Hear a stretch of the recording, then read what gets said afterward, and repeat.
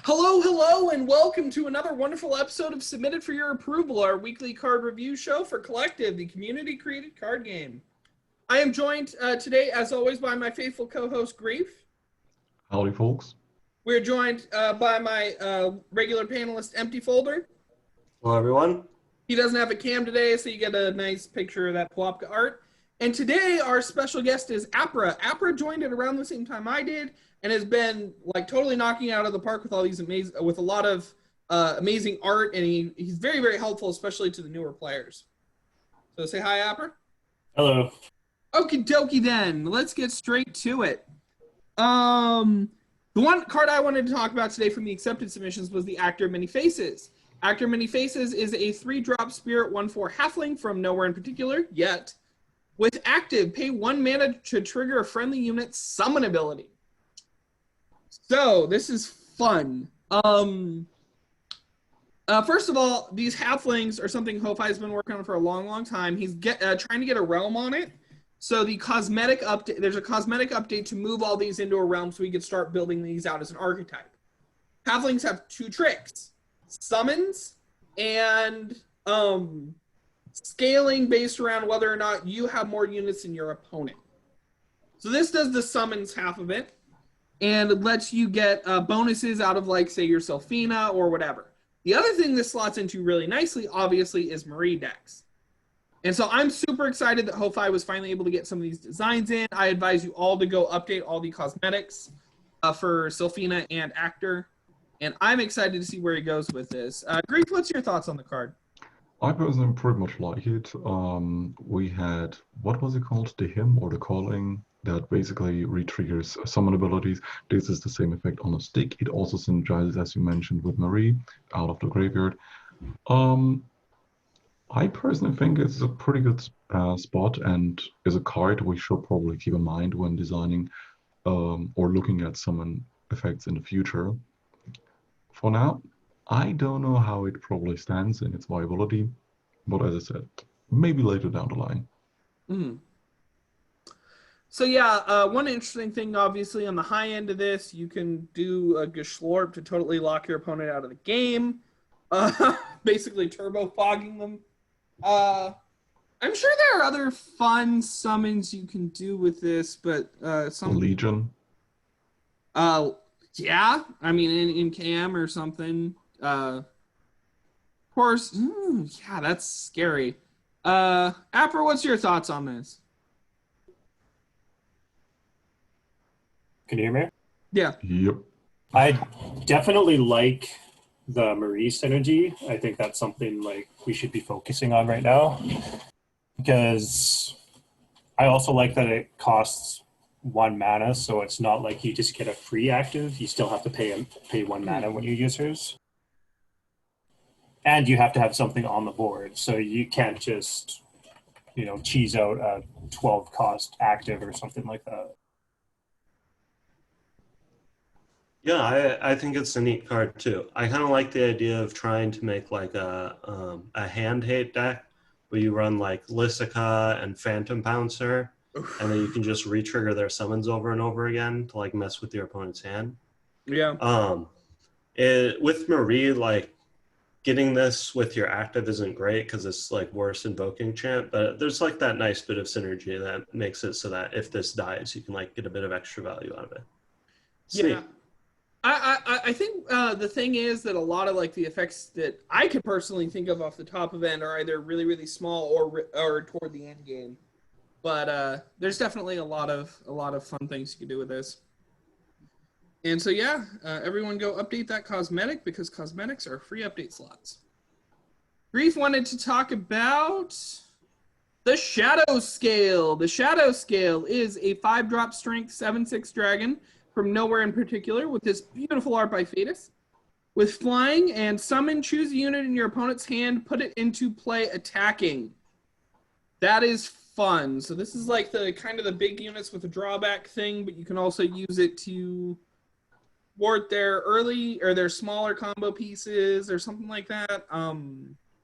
This is fun. Grief, tell me why you picked this card. It's kind of unique in its appeal because it's basically the bigger brother of Phantom Pouncer without the hand destruction or the disruption effect. But on the other hand, you can actually get rid of potential summon card effects. Mm-hmm. On the other hand, it can also whiff as much as Phantom Pouncer does. The fact that, oh yeah, now I'm looking at a board. Now I'm looking at a hand that basically does not that I basically don't want to hit on the face with, and I don't really have much options, just jump blocking them. Good way to actually synergize with it. Promotion from a 4 cost into a 8. Mm-hmm. Phantom Scale will probably have a good creature in their game. Yeah, and seeing a flyer that's actually this efficient, a 5-drop 7/6 is pretty great, just as is. Even with that drawback, you could probably find a way to work around it, make that not a drawback like we've been talking about. And then this gives you like a big flyer. You need to get the Dragon's deck working. Empty, what's your thoughts? Yeah, I honestly don't see the drawback as that much of a drawback. Like in the current meta, there's going to be so many things that you can hit with it where it's beneficial. Like if you're going up against Action Brick, you can hit their Amnesia Mage and remove the summon. Or against like more value-oriented decks, a lot of them run Dan, and this can deal with Dan very effectively too. It's just a lot of really good targets to hit with this ability. Yeah. Apra, what's your thoughts?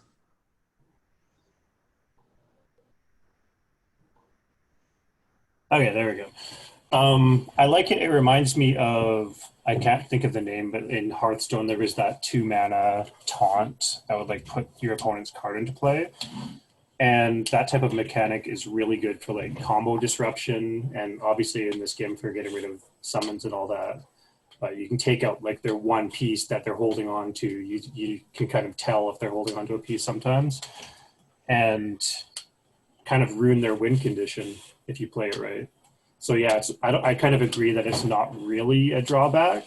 You use it more strategically in, maybe it's not going to be best against every deck, but when you play the right deck, it can be really good. And then it's a 7/6 flyer, so I mean, right? Yeah, it's a really strong unit on board. Yeah. So, this finally got in. I was not reading the pick list today. And Empty wanted to talk about, we finally got the Crippling Geodslide. It is a 2-drop strength weather from Vanarad. Each player loses 1 max mana and draw a card. So why did you want to talk about this, Empty? We kind of talked about it. Well, okay, for one, Mike, it finally got in. And it's at 2 mana now, so it's actually quite good. Yeah. Like, this is this kind of stuff that dwarves really need. Was this the only thing that changed? I can't remember. Yeah, that's the only change from the original design. Okay. It's exactly the same, but it's at -1 mana. So this is like a really great card for dwarf decks because you're not going to care about losing that mana nearly as much as your opponent does. And then also, if you really want to, you can try and lock your opponent out with like an Amnesia Mage and other spell recursion in order to play this over and over again. Neat. Apra, what's your thoughts on it? I have liked pretty much every one of Spike Berd's designs that I've seen. Yeah, he's been doing a great job.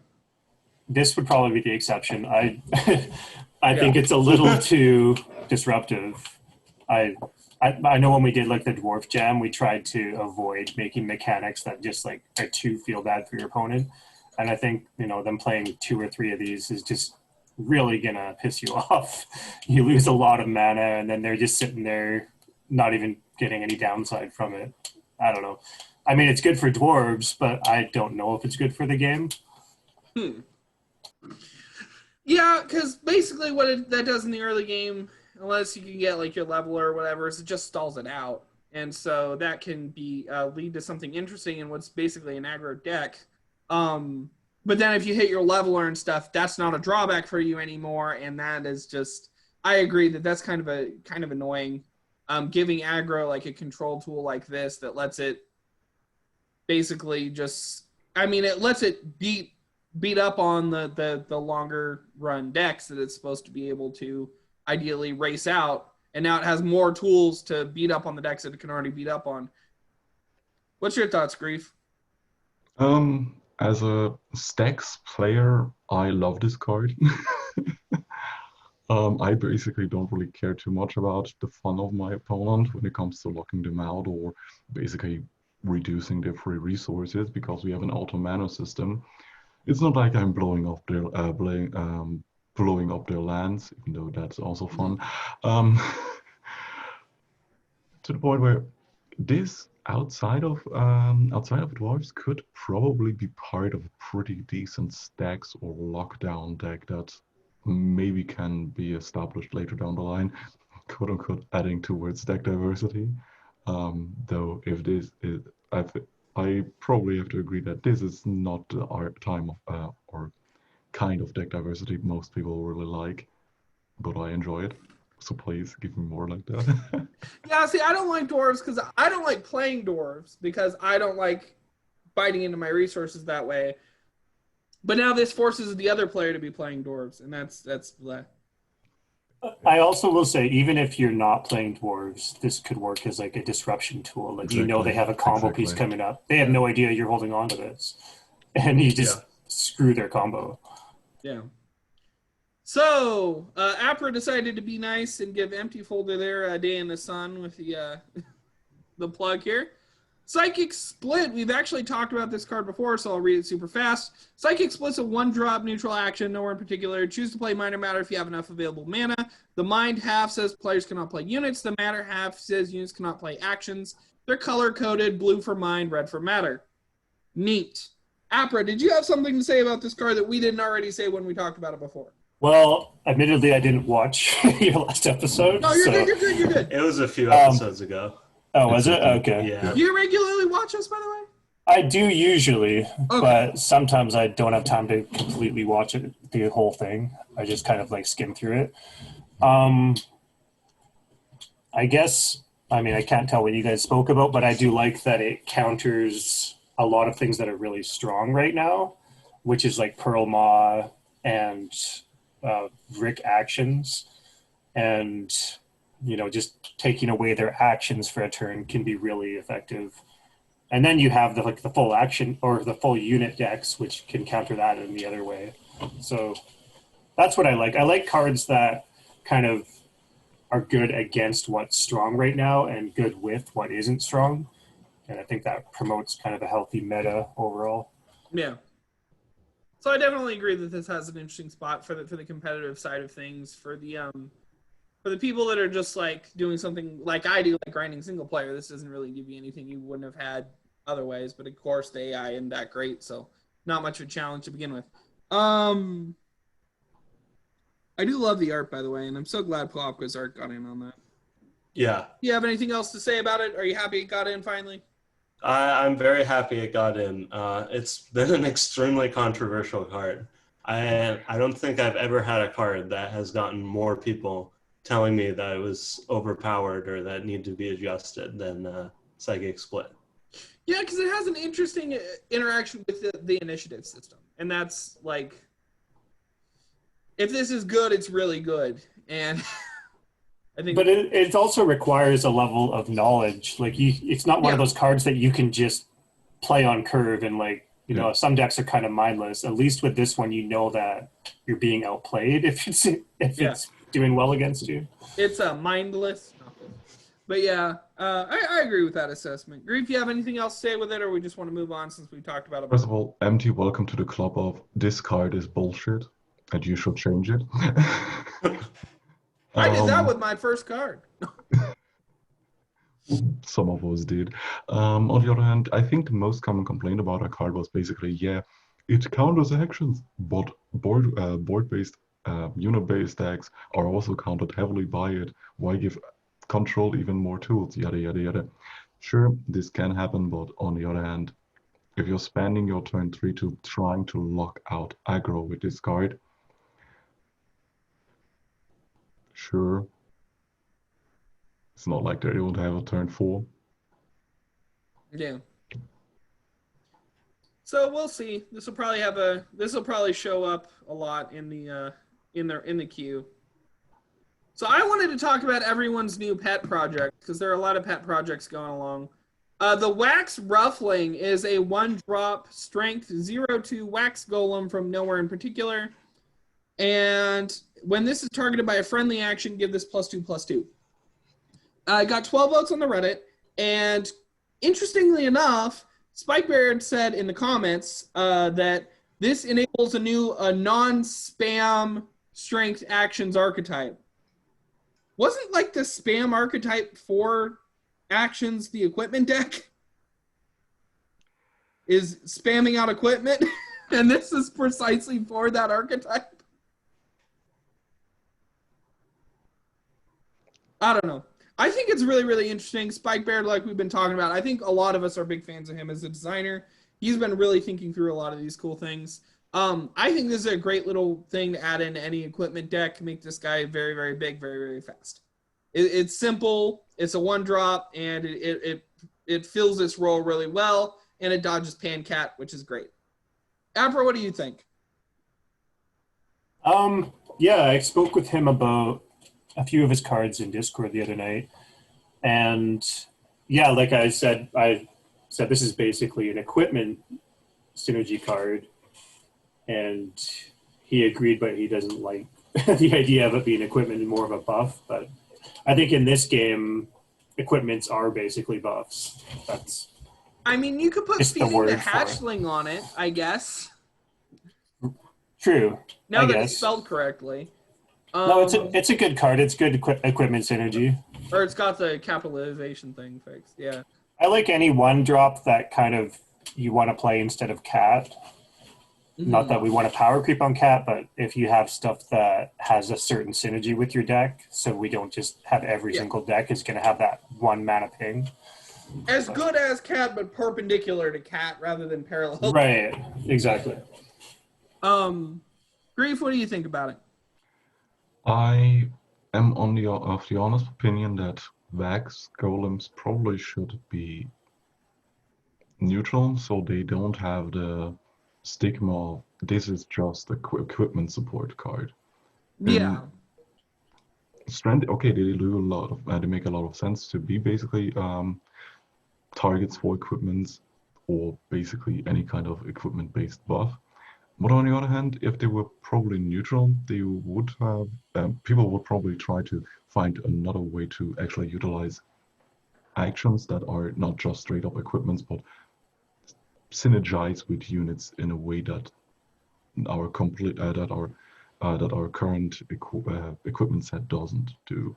Like the mine card that says that if your opponent draws a card when targeted unit attacks with, and so on and so forth. There's a lot of design space that you can actually delve into with these kinds of cards. And I mean, I think it's funny that he kind of sold this as like a puzzle, but really the answer is going to be equipment, because what kind of things can you do with a targeted spell? You can destroy a unit, you can bounce a unit. None of those make this relevant. The only thing that really makes it relevant is a buff. And so I think it's kind of linear. I don't think that's a problem. I'm definitely going to slot this into my own equipment build, but Yeah, you wouldn't play this without equipment, I don't think. yeah. Yeah, they're like in the other affinities, even if this was neutral, like it's still going to be strongest in equipment, because equipment just has the most actions that target friendly units. Yeah. But like there's more potential in the future if we have like a bunch of actions in another affinity that target friendly units and don't give them stats, like they aren't equipment. If this was neutral, it could go there. But right now it's in strength, so even then it would. Is there an action that readies a unit or something like that? There are certain, I think in the legacy pool we actually have more cards that target units but aren't just straight up buffs, kill spells or whatever. So we could actually try to get back there to those kinds of cards. Yeah. So another thing I wanted to talk about was actually Apra's design, and it is the flash draft. It's not doing so well, but it's an interesting concept. It's because I put Black Rift on it, and then everyone just auto-downloaded. Y'all kill me. I'm so dejected. Anyways, the flash draft is a 0-drop neutral action from Black Rift. Take turns scouting from the same set of 3 cards with your opponent, and you pick first. So 3 random cards. I get 1. You get 1. I get 1.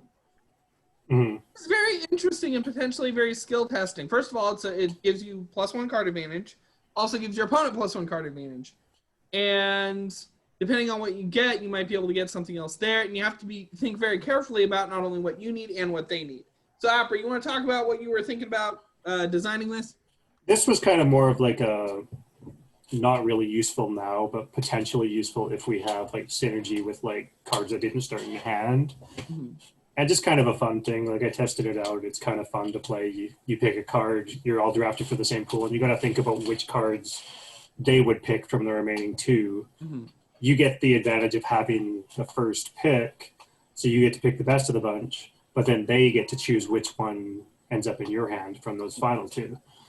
So I think that the text is a little, like it could be more elaborate, but unfortunately our current system, it's hard to to fully clarify our text with the rarity restrictions. But that the way you described it is how it works, and it's a little bit ambiguous. But yeah, once you pick a card, that's removed from the pool, and then the opponent has to pick between the 2 that are remaining, and then you get the last one.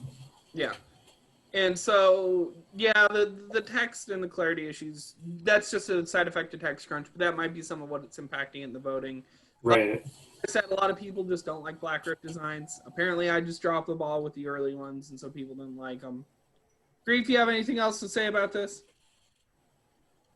It's fine. I personally like drafting. I mean, I like limited in general, so this scratches an itch for me in that case. But on the other hand, for people who would, it's a pretty skill testing card, but for people who would like to play it in a more serious setting, I don't know how much of an inclusion that would be if it would actually turn up in the tournament.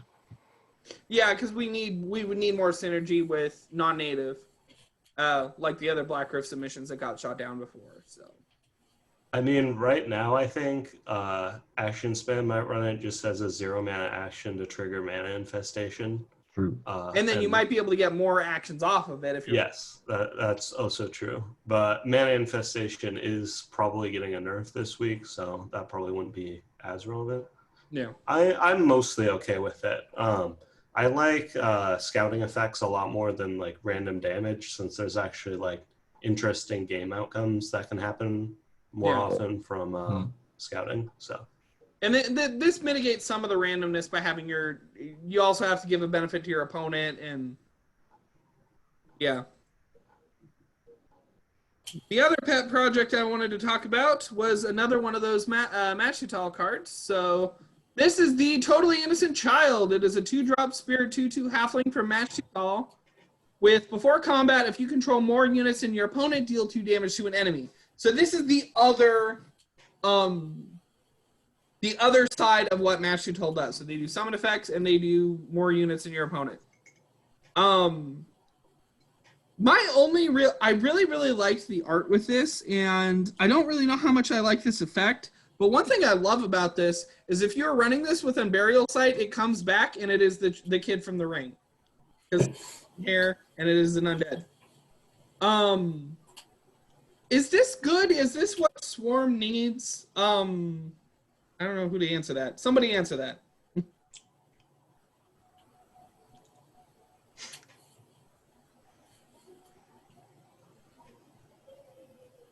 We're leaving this radio silence in just as a side note. Okay, good. To be honest, this is kind of ridiculous. Put this together with any kind of really good swarm deck, which, oh wow, I think Bullock swarms a lot. Yeah, I mean, the interesting part about this card is an enemy, so it can actually hit units, so potential blockers, not just face, which is, I think, an upgrade to any kind of red version that is actually in the game. Yeah. of this particular effect. Yeah, if you look at the recent design competition where it's like, if you have less, then do this. This is like almost the opposite, which you could sort of think as win more, but it's not exactly that much of a win more because your units could all be garbage. Yeah, you could easily get the mechanic even when you're not necessarily winning, and it could pull you ahead. For sure. It seems really strong. So yeah, like the bonkers condition with this is you get a turn 1 ring the bell, turn 2 drop both of your beggars in this, and then no matter what happens, you are going to have a consistent source of repeated ping. I think this enemy is probably too much. If it was just deal damage to face and basically just got aggro's clock running faster, that would maybe be balanced, do you guys think? Or Well, like the problem is that once this starts going off, you can start pinging down all their units, and then it becomes easier and easier to meet the condition every turn. Yeah. And this will just snowball you to a right. fairly quickly. Yeah, this is like, so Baleful Pumpkinkin is a good card to compare this to because it has the same idea of dealing out the pings. That requires that you do something other than what it's already good at doing. You got to find a way to gain that life. If it attacks, it's probably going to die. This is just sitting in a high tower protected. You know, the flavor text, I'm just standing here all the time. You don't have to do anything with this if you don't want to. And I think that's kind of part of the problem. So the other thing you could probably change is maybe change this trigger to if it attacks. I mean, that would be a little easier to deal with. But currently, I just think it's too overpowered.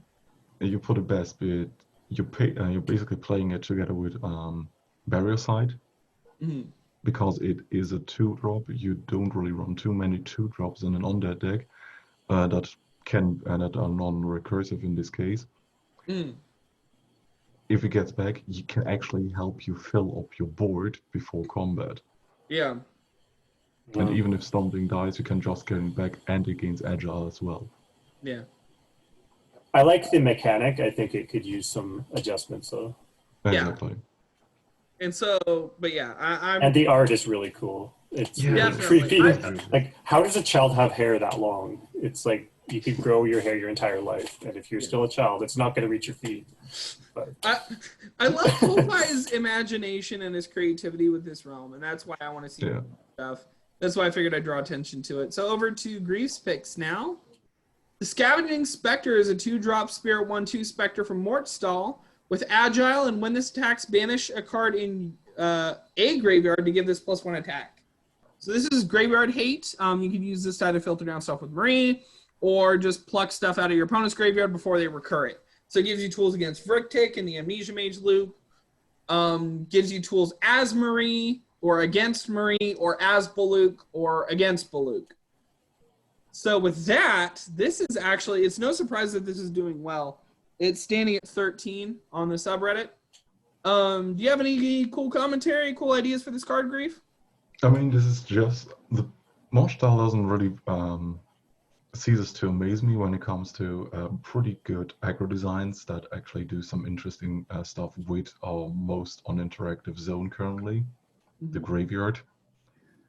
Because it's not only that they are doing a pretty good balancing act with being an aggressive unit that actually grows even larger, but they can either be good support for Marie or good disruption, which we were probably liking for the longest time, since, as I said, our Graveyard is our most uninteractive zone that don't really that only has like 2 to 3 different answers, suboptimal ones.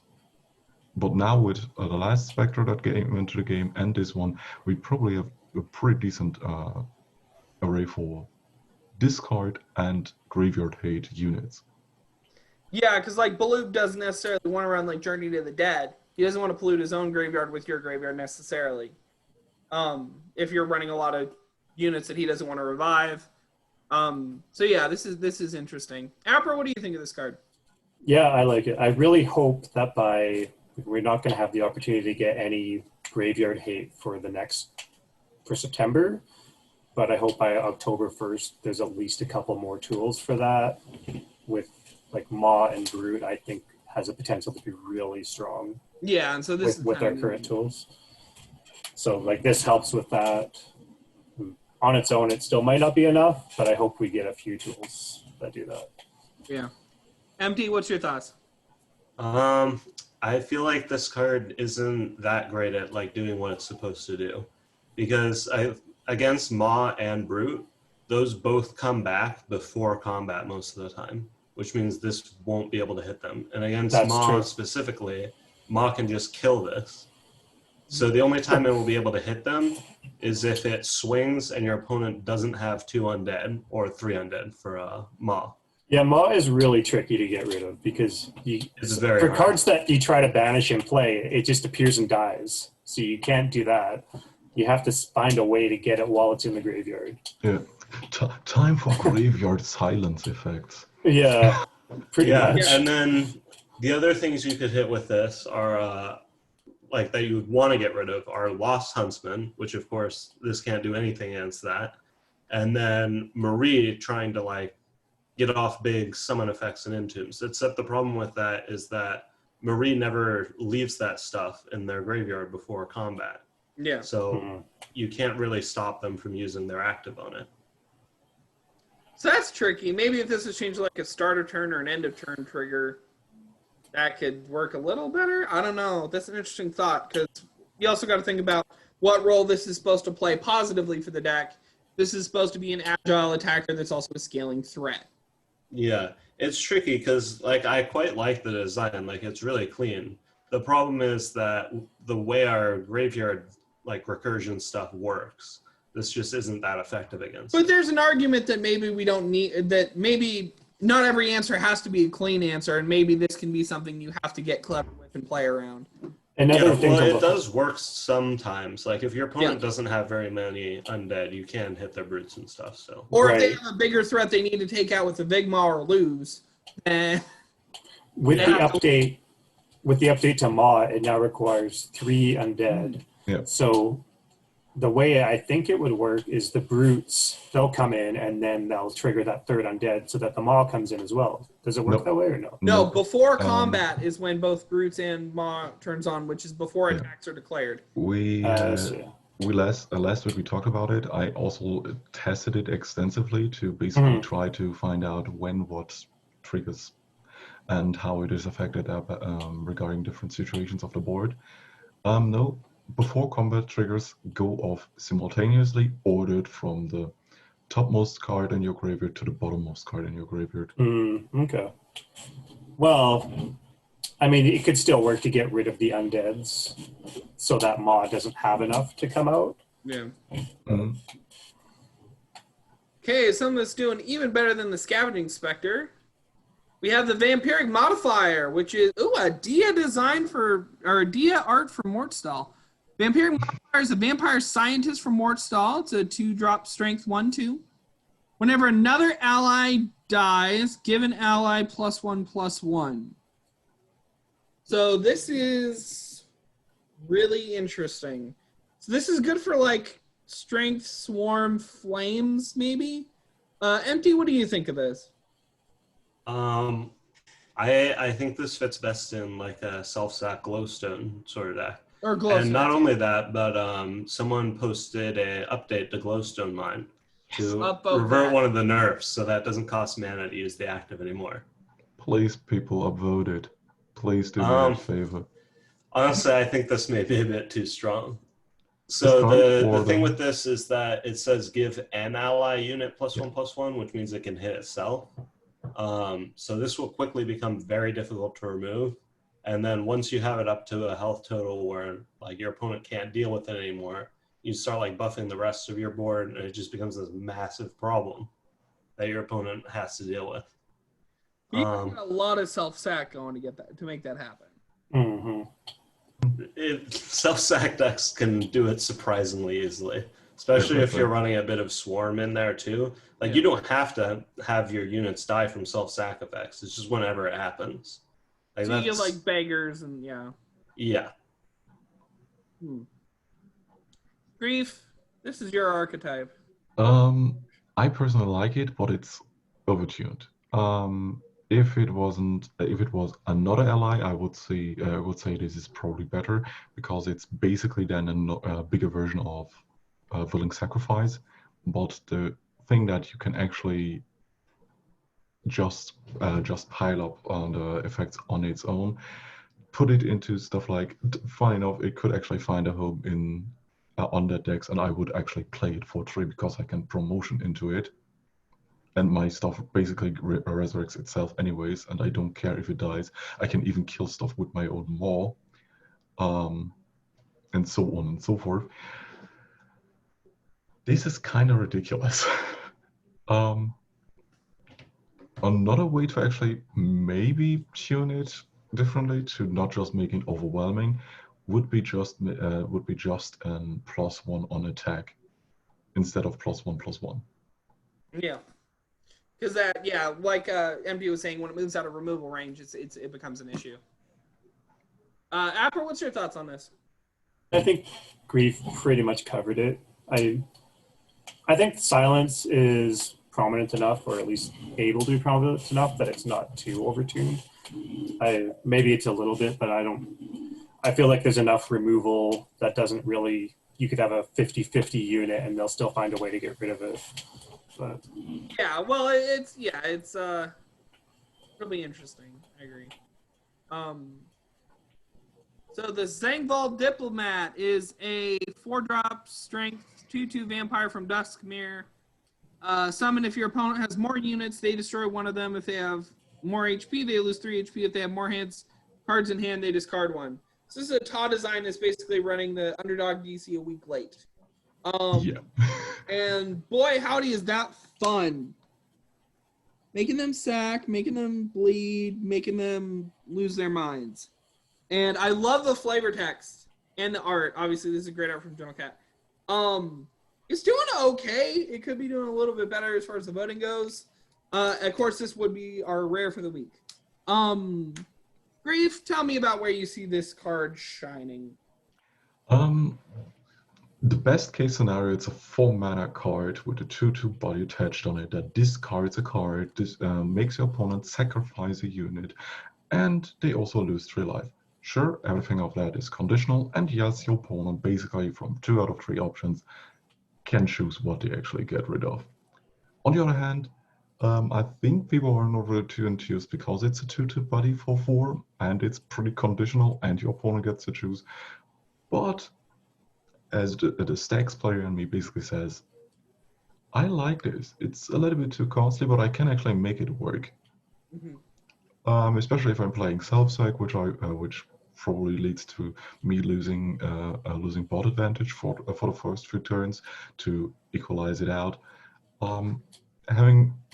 Playing red, you can actually get behind on HP, and card advantage. This is pretty good against any kind of mind deck or spirit deck that can actually draw into multiple cards. Yeah, so I think it's on a pretty good spot. Yeah, I do agree that I think the effect, because it's so conditional, this is probably a little overcosted, maybe by 1. But if this gets off well, this can really start to swing the game back in your favor. But obviously, if you're winning, this card is just a body, so that's the thing to think about. MD, what do you think about it? Yeah, I agree with Grief. I think it's a bit overcosted. It's going to be really hard to actually hit good things with the destroy and discard effects. Yeah. Because they have to have more units than you, so you're always going to get the worst thing from their board or the worst thing from their hand. Like Promo could just dump a doubloon or anything else. I don't know. But yeah, I really like the design here. It's really neat. I do wish they submitted it for the underdog DC though, because it fits so well. Yeah, it would have been nice in a free pretty spot. much. And I guess it would also have gotten in, to be honest. Oh yeah, amazing art by General Cat. Even at the 4 cost, it would have got in for a DC slot. It would he be jumped much on more that like art. that for sure. Yeah. Gentle Cat posted that art in Discord, and he just snatched that one up real quick. I mean, Yeah, that's famous art basically or general art, if it drops on Discord, someone's going to snatch it right up. Right, yeah. I mean, that's basically what Taha does. He sees a pretty good art, instantly snatches it, and puts a design on it. I'm glad Taha's back, because I like these kind of designs. I think all of these effects are kind of weak on their own, and some of them could actually even benefit your opponent, like the discard. The 3 HP is really nothing. That's not even, I mean, maybe aggro could use that 3 HP, but it's not an aggro card. I would rather see more stats on it or lower cost. Yeah. I agree with that. To be honest, the most zaniest way to actually make it more viable would be entrance instead of summon. So you can actually promo into it. Oh yeah, being able to martial promotion into it. Yeah, that's interesting. And then I guess if you were really running mass, you could also use it with mass. It gives it more Mass options. actually lowers your unit count, so you can make this into something. You could use the body and you get the entrance effect off a second time. And also at 4 cost, it would actually have pretty decent costs, a pretty decent cost for martial promotion because you can actually get into Shadowscale and so on. yeah.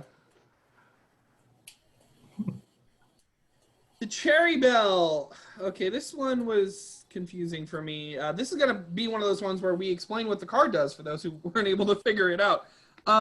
Cherry Belle is a 2-drop spirit plant, 2/2 plant food from an Terra with life bond. Oh, he clarified it. Okay. Feed, destroy Cherry Belle, +1/+1, and life bond. So you play a unit, this blows up, that gets +1/+1 and life bond, but I can still trigger the feed by playing another unit, right? That's how this works. Yeah. Okay, so that's for those of you who are a little bit confused about some of the implications. That's what some of the implications are. Who picked this one? Grief, was this your pick? No, this was mine. Okay, this is MT's first pick. So let's let MT explain why MT picked this. Yeah, well, I think it's a really neat way because it's basically a split card without being a split card. You either have a 2/2 for 2 with life bond, or you have a food card that gives the fed units +1/+1 and life bond. You have to choose between those two depending on the situation, which I think is a neat design. Minor quibble, the art clearly depicts a turnip. Yes. Yeah. I feel like I'm being gaslighted. I know what it's like. Plant food is also fun. It's just a fun type line to see on the card. So actually, Apra, you're the one to talk about this because you've been doing quite a bit you built Pomegranate and some other stuff that works really well with this. Yeah, I like seeing a plant, and I like that it's not really intuitive, but it could be a Marie trigger for your passive. You know, sometimes you want that extra unit dying on your turn. Yeah. So, yeah, throw that on there. Get a life bond on some of your other plants that don't have life bond. I think it could be a really good card for. I really want to see like a decent Marie plant deck. I know some people aren't on board with that, but I think that she needs to kind of have her own synergies outside of just specters. Yeah, I agree. Grief, what's your thoughts? Gets us nearer to the point where we're actually talking about not just plant.life.deck, but more like a life bond deck. And I really like those kinds of cards. In addition to that, I really just want more of these kinds of split cards like Acoustic Kitty, like this Cherry Belle, which either gives you a unit or a pretty decent action effect. Yeah, I like the parallel you made to Acoustic Kitty. Because I like Acoustic Kitty. Because it's your card? It's actually not. I did not design that card. I just did the art direction for it. It looks like it's my card, but that was actually not. It's not broken, that's why that's Notice it is not broken. It was actually balanced by a bunch of people and designed by my fiance. How would it work with Soul Capture Camera? We never talked about that. Wait. I'm just kidding. We were talking about how you bring that up every episode. One of these days, someone's going to find a good use for Soul Capture Camera. Not today. Not today. No. The Space Customs is a 7-drop exclusive mind action from Belle. I'm guessing to prevent cam abuse. Your opponent chooses any number of cards from the hand reveal, choose to secure or confiscate. The secure mode discards the cards, and the confiscate mode discards everything that wasn't revealed. So this is really interesting. Apra, I see you did the art for it. There were a couple different versions of this card, and this version is very, very much a mind game. I don't know if it's right at 7. But this is a pretty powerful effect. Empty, what do you think about it? I do think it's a little bit overcosted at 7. Yeah, I would say maybe 5 at the lowest. Probably 6 is fine. I think 6 would be good. The thing is, like, at 7 mana especially, this is a complete dead card against any aggro deck. This will never do, like, anything. But I really like the design. Like, the mind games of, like, revealing cards and hoping, like, your opponent will think those cards are better than the ones in your hand. Or, like, if your opponent already knows your hand and you're just, like, choosing which half you want them to discard, I really like it. It's like, I do think, though, the problem with this is it's bad in too many matchups. Obviously, in the matchup, this is now a dead card. Or you can do a lot that's potentially very, very scary. Like, this is scarier for the player who plays Space Customs in a discard matchup. Right. In an aggro matchup, they're not going to have a lot of cards to discard, and they're probably out of gas at this point. Which matchup would it be good in? Control mirror. What else? Control and combo. Although you have to survive against combo until turn 7, which is kind of a big ass. Which is the big problem. And I think part of the problem with 5 is it would get out with Peer, right? Yes. That's why it's not 5. Okay, I get why it's not 5. I don't think it should be 7. Apra, do you have any other thoughts on this? Yeah, way too costly. I don't think we should be raising the cost on our cards just because of Peer, but it's just priced out of usability. Yeah, and it's already exclusive, so it's not going to end up in KM. Right. Well, in KM, Plas was talking about nerfs for KM. Yeah, so we could possibly be seeing KM nerf, and there's that to consider. Griff, what do you think? You guys already mentioned it's way too overcosted for what it actually does. On the other hand, people who know fact or fiction, this is a semi-fact or fiction, but there's another card that is actually more similar to it. There is a card in Magic that is a black card, and I think you ask your opponent to choose a number. And after they've chosen a number, they either lose so much life or destroy that many choice of damnations. Exactly. Sometimes there are no good choices, or sometimes the only choice is bad and worse.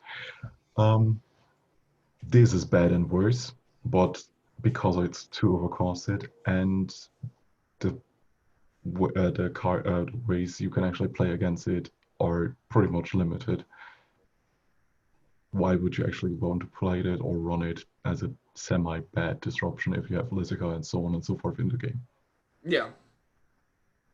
So I think we're all in kind of agreement about this. It is an interesting design, and I love the mind game aspect. It just needs some tweaking, definitely. Which is doing really well. Maybe this will be something we fix with one of those new update slots we got. Because we have 5 update slots. We have 5 update slots. That could be this whole video. Just hello, welcome to Submit It. We have 5 update slots, and then close the video out. The Echoing Golem is a 2-drop Spirit 1/1 Spectre Golem. Interesting. From nowhere in particular. Whenever this changes zones, create a copy of it in the new zone. So this is from Tahazar, who did the Weeds rework. And I feel like this has some kind of like callback to Weeds. I don't want to run this if I am in Bluk because it will just flood my graveyard with stuff that I can't really deal with. What do I want to do with this? Like, I don't see Marie running this. Wait, doesn't that trigger your passive though? You get 2 right into your graveyard. Yeah, it Possibly. does. Yeah. You But also, Marie now is clogging that top slot. yeah, so like when you draw this, you also get 2 in your hand. So this is like 2 1/1s for 2. At like a very base level. And then when they die, you get 2 in your graveyard, which would trigger Marie's passive. So it's sort of like it's decent in Marie. So when you draw it, you get two copies of it, and then you can play it out twice to get 4 on your board. Yeah. And the problem I see is that it clogs up the graveyard and doesn't have a way to fix that problem. Otherwise, I would be totally bouncing this, and if this had like a shard rider, like on the shards created by Enkindler of Strife, I'd be interested in it. But as it is, it's just kind of like I don't know why I want to run this. It introduces a lot of potential like points of failure to my deck. What do you think, Grief? Maybe later down the line when we're thinking about Spectre synergies and so on and so forth, like Spook Blast and so on and so forth, you get more triggers out of that because you get multiple copies and yada yada yada. But yeah, when it comes to actually building an aggressive board in Bullock, this is semi-okay, but you don't want to get it off of Kukul because it clogs up the board for clogs up the graveyard for actually good units. Then again, if you hit it with Kukul, you actually gain 2 units out of it. Yeah. So but I think it's usually your board's full. Like the other thing is like you can't run Burial Site in this because this is horrible with Burial Site. It's not that bad. It gets you 2 1/1s. Yeah, and one of them is agile. But then eventually, though, you will hit nothing else with Burial Site. Nothing else. That's the question. And so this clogs up your strategies because you can do all sorts of fun stuff with like Acoustic Kitty. You lose access to your Sycomancer. You lose access to your Shinbone. And it's all Echoing Golem. All is Echoing Golem. This card is weeds, guys. The thing what is, this card is, it's weeds in disguise. The thing is, this is semi a build-around card because you can do a lot of theory crafting with it. The problem is the moment you can actually abuse it, you break the game. Not because you do some really bonkers stuff with it, but that can happen. But no, you literally break the game because that's what Wheat did. Because it does not have a cap on it. Yeah. Apra, what do you think about it? I think outside of Burial Site, like you don't really worry too much about clogging up your graveyard. You know, you can raise Undead on it, put it into play. You get 2 of them in play along with another 1-drop. Yeah. Yeah. See, I think the difference with that in Weeds is it doesn't just continuously copy and copy. I think it's a lot harder to break the game. It has to actually change zones. I'm assuming it doesn't just keep creating itself once the another comes. It just doesn't. Yeah, it's only on switch. I wouldn't even mind maybe seeing like a version of this that was just out of range from Burial Site and had a better stat line. That would make me happy personally. Because seeing something that would get me like multiple 2/2s or multiple 3/3s would be really fun. So this is the start of your picks, I think, Apra, Goldmace? Yes. The Goldmace Handmaiden is a 3-drop neutral 2/4 human from Talira, Realm of Paid Actives. With Summon, choose and trigger one of her friendly units' active abilities. Yes, I like the idea of interacting with other units' actives. And I would personally rather... I mean, I guess it wouldn't really be hard to block it if it could trigger an enemy's active for your team. But I like the idea of being able to copy actives. I tried to create that card before, and I would like to see more of that. I think Chariot kind of is hurting that because it's so good in KM that people are just kind of fearful of stuff like that. But I think active synergy is something that could be interesting. Yeah, so it does also give you a big like hat tip, tell you exactly what to do with it. They want you to run this with Expert Fireball Charger, because it auto charges the Fireball. But that's in the Legacy pool, isn't it? Isn't it? No. Well, I think you have to pay the cost still. Yeah, you do. Really? Yeah. And I like that you can play it the same turn before that unit's even ready, Yeah. so you can get that active out ahead of time. So yeah, that's interesting. Empty, what do you think of this? I do like the idea of making like an active synergy deck, but like Apra said, the problem with doing that is everyone is going to think of Chariot, like whenever you're making active synergy cards, and I think that's hurting the archetype a bit because Chariot is like pretty overtuned, and so everyone's going to think of how good this is in a Chariot deck. Yeah. And honestly, I Yeah, think 5 this is update also slots now. maybe a bit weak. Like triggering an active isn't worth very much, and this is kind of understated. Yeah, we don't have a lot of really gross actives, except maybe like Grovenel here. That's about it. And you don't need 2 peer procs, really. Do you? You almost think they had to understand it just because they knew the Chariot situation. Yeah. Maybe if we nerf Chariot, we could start creating more things like this. The update idea where Chariot only works on a unit's active, I really like that one. And not on a hero's active. Grief, what do you think? I mean, it could still need a little bit, at least one more stat point, because as we already mentioned, you cannot get around payment. Yeah. So that's the problem with most of our low-cost active units. Either they have a pretty good repeatable active, like the Soul Claimer, or what it's called, the Priest, the Lazavo green dude, or other units in that case, or are low cost and have a payment, have a paid access, which means that we cannot drop this on turn 3, but have to actually ramp into it, or play it later down the line. And later down the line, sure, you have like 9 cost and 6 cost and whatever units that have active abilities, but do you want to drop that card that late? Yeah. So we'll kind of see. It plays into the paid active themes of Talera. I think we can all agree on that.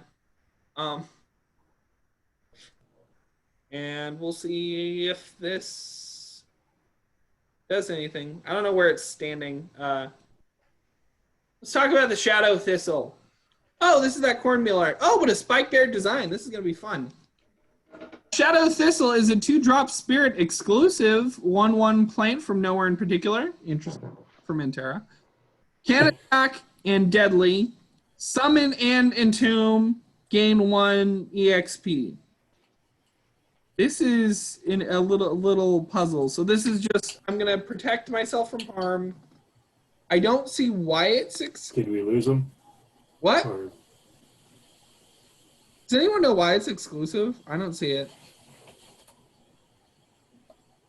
Like, Summon and Entomb says, I'm running Marie. Marie can do that. Yeah, well, like, this is pretty bad in KM because KM's spirit bonus is when the unit attacks, you draw a card, and this can't attack. So yeah, I'm not sure why it's exclusive. It's kind of inconsequential. Like, it doesn't really matter. Yeah, well, you know what? I always want to know why. Why is it exclusive? Yeah. Doesn't make sense to me. Apra, you are back. Yeah, yes. We see your little chat message in the thing. Okay. What's your thoughts on this? It's a plant that synergizes with Marie, so I like it. That's the deadly works well with the Huntsman's Bow. It's another removal technique.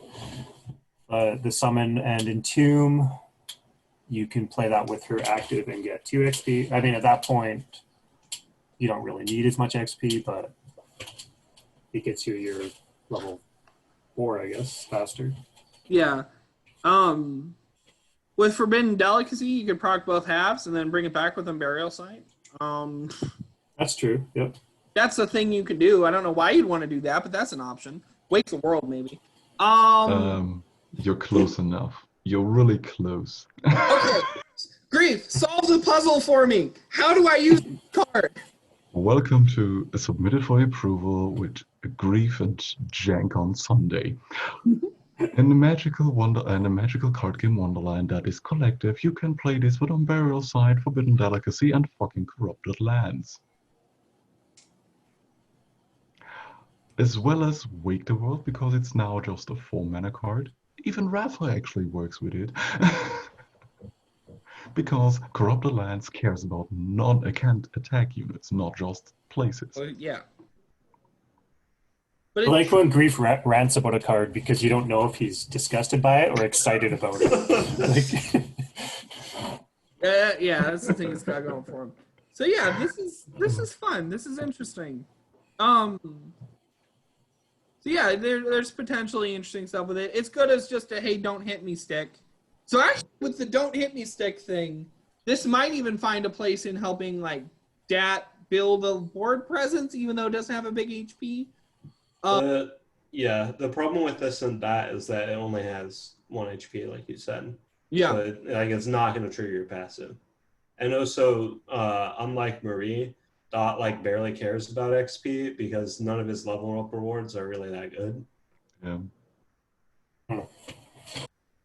I really like all of his level up rewards. I think they're cute.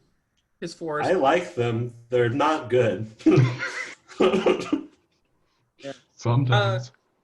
Sometimes it's okay to like the underdog. Anyone else have any other thoughts on this? Next.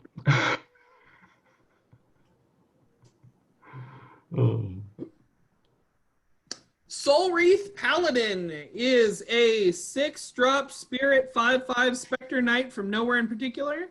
Whenever you discard a card, this gains untargetable and unblockable until the end of turn. Scary, scary. What is this doing in the Reddit? Do we know? I think it's doing decent. Yeah. Okay. I would be very, very surprised if that didn't fit on an uncommon box, and so I don't know why this is rare because of text crunch. If it fits, it sits, guys. Of course, I could be wrong on that because I'm not sitting here with the card editor open. This is a beautiful art by Chris. I agree it gets into the game, or it needs to get into the game. Do we agree, or do we think this is the effect it goes with? Apra, what are your thoughts on this card? See, I usually do not like seeing untargetable on a card, especially with unblockable. But I think this is done right because it's a temporary effect and something that you can't target in hand with weaponize or something. Yeah, nobody's going to argue that number station is... Right. So I like this because it synergizes well with having a handful of discards. It's a later game card, so you can't just abuse it all game. Yeah, I just like the design. It's kind of hard to tell if the numbers are right on it, but yeah, it doesn't jump out as me as being wrong. It seems about right to me. So with Eidolon, you definitely get that unblockable proc off every single time, but the untar doesn't matter as much. So you got to find a reliable source for discard. Of course, we don't have any reliable discard engines. We do. Altered memory. Altered memories. We got a couple that'll get you can kick around for a little bit. So yeah. Grief, what do you think of it? I think maybe it could be fine as a 5-cost unit. Maybe. But yeah, that's basically coming from the place where due to the unblockable and untargetable, is it fine or could it be or is it fine as a 6-cost or not? My question is, does self-discard want to run a 6-drop unit that does not have an immediate impact? Yeah. Sure, you can basically try to drop it and then you have to play for 1 mana Pharaoh's Matchstick.